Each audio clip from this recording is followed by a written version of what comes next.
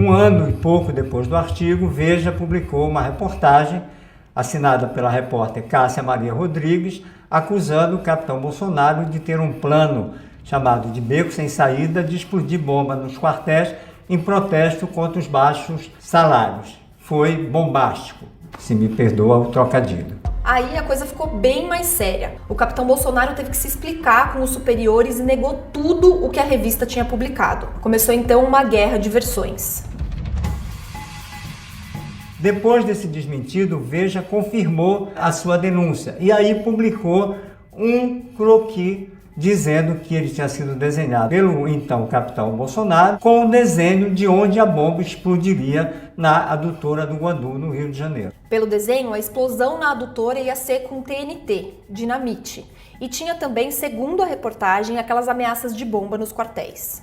Mas quem estava falando a verdade? Por causa desse conflito, começou a judicialização militar do caso, que teve 3 etapas. Primeira, uma sindicância que não deu em nada. Segunda, um conselho de justificação. Aqui a decisão dos 3 militares foi unânime, o Bolsonaro era sim culpado. Ele tinha dado a entrevista para Veja e tinha feito o croquis. E terceira, um julgamento no Superior Tribunal Militar. É aí o destaque do livro, que traz os áudios da sessão secreta.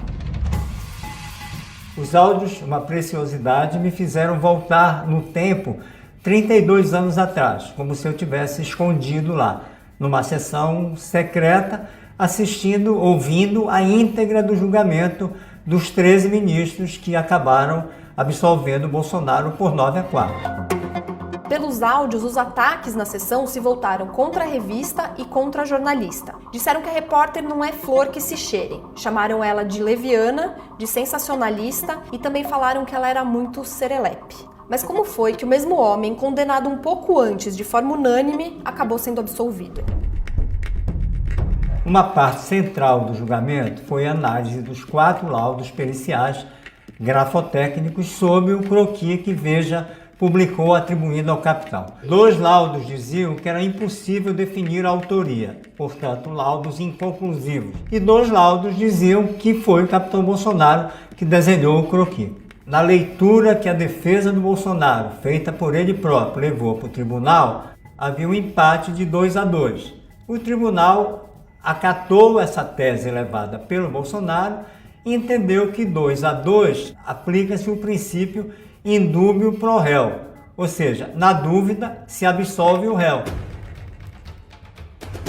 O autor do livro faz uma comparação com futebol. É como se o juiz considerasse válido para o resultado final da partida um gol que tinha sido anulado. E pode isso? Não houve empate nenhum.